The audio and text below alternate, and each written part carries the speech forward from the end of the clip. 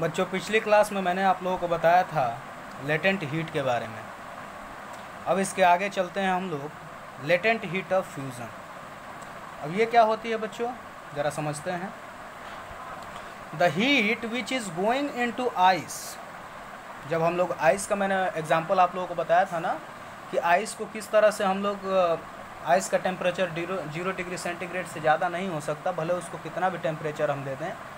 तो वो क्यों नहीं होता, तो वो उसी एग्जांपल के आगे हम लोग चलते हैं कि the heat which is going into ice but not increasing its temperature. Ice में जाता है लेकिन उसका टेम्परेचर इंक्रीज नहीं होता। Is the energy required to change the state from ice to water is called latent heat of fusion. Means that बच्चों कि ऐसी हीट एनर्जी जो कि आइस में जाती है लेकिन उस आइस का टेम्परेचर वो राइज नहीं करती, बल्कि उसके स्टेट में सिंपली चेंज करती है। तो उसी हीट एनर्जी को हम लोग कहते हैं बच्चों लेटेंट हीट ऑफ फ्यूज़न, जिसको कि थर्मोमीटर द्वारा डिटेक्ट नहीं किया जा सकता। The quantity of heat required, अब इसका एक डेफिनेशन है। डेफिनेशन में आप लोग यही लिखेंगे बच्चों, ठीक ना। डेफिनेशन में आप लोग यही पॉइंट लिखेंगे कि the quantity of heat required to convert 1 kg of solid to liquid without any change in temperature या राइज इन टेम्परेचर। मतलब बच्चों कि हीट की वो क्वांटिटी जिसके द्वारा 1 kg आइस को या 1 kg सॉलिड को लिक्विड में कन्वर्ट किया जा सके बिना टेम्परेचर में किसी चेंज के, तो उसी हीट को हम लोग कहते हैं, उसी हीट के क्वांटिटी को हम लोग कहते हैं latent heat of fusion. The latent heat of fusion of ice is 3.34 × 10⁵ joule. Means that बच्चों कि 1 kg आइस को पिघलाने में हमें कितनी एनर्जी की आवश्यकता होगी, 3.34 × 10⁵ जूल के बराबर। इतनी हीट एनर्जी जब उस आइस को सप्लाई की जाएगी 1 kg आइस को, तब वो पूरा का पूरा वाटर में कन्वर्ट हो जाएगा। ये हीट की क्वांटिटी बच्चों ये कम नहीं है। तो कितना ज़्यादा हीट आपको रिक्वायर हो रहा है, आपको ज़रूरत पड़ रही है उसके स्टेट को चेंज करने के लिए, ये आप लोग देख सकते हैं। तो बच्चों लेटेंट हीट ऑफ फ्यूज़न का रीज़न क्या है, जो मैंने अभी अभी बताया कि क्यों इतनी टेम्परेचर की आवश्यकता पड़ती है।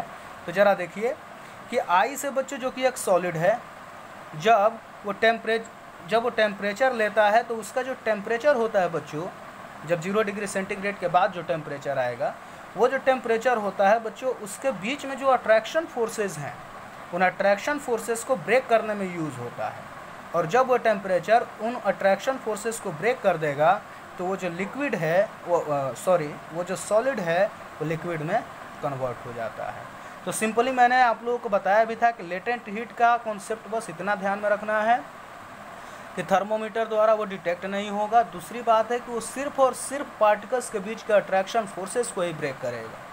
क्लियर हो रही है बात। अब ज़रा देखते हैं, क्वेश्चन आता है आपके इंटरनल क्वेश्चंस में है, इस क्वेश्चन का देखते हैं ज़रा कि आइस एट 0 डिग्री सेंटीग्रेड। आपके क्वेश्चन आता है किताब में कि आइस जो है वो ज़्यादा इफेक्टिव कूलिंग करता है देन आइस, मतलब कि 0 डिग्री सेंटीग्रेड ही टेम्परेचर होता है उसका। तो 0 डिग्री सेंटीग्रेड पे आइस ज़्यादा इफेक्टिव कूलिंग करता है देन 0 डिग्री सेंटीग्रेड पे कोई वाटर हो वो। तो ऐसा क्यों होता है, क्यों आइस अच्छी कूलिंग करता है वाटर से, जबकि दोनों का टेम्परेचर एक ही है। तो इसका रीज़न ये है बच्चों कि ice at 0 degree centigrade is more effective in cooling a substance than water at 0 degree centigrade. This is because each kg of ice takes 3.34 × 10⁵ joule energy and cools the substance very effectively.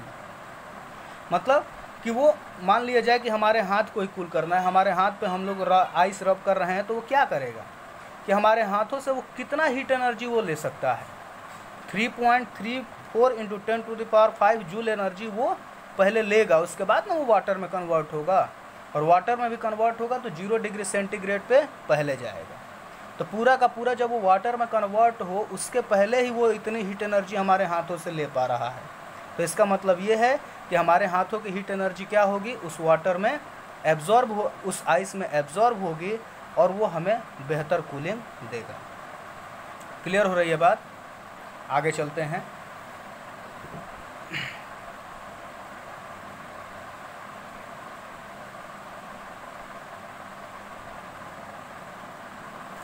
अगला है बच्चों latent heat of vaporisation.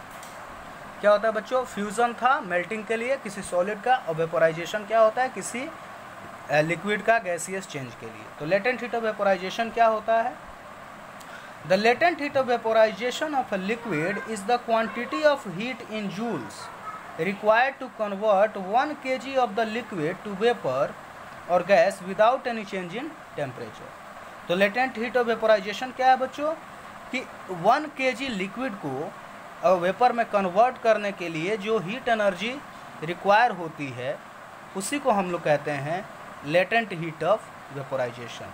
और वो heat क्या होगी बच्चों? वो छुपी हुई हीट होगी। वाटर का जो लेटेंट हीट ऑफ वेपोराइजेशन है बच्चों, मीन्स दैट कि 100 डिग्री सेंटीग्रेड पे वाटर तो बॉयल कर रहा है, उसके बाद तो उसका टेम्परेचर नहीं ना बढ़ेगा।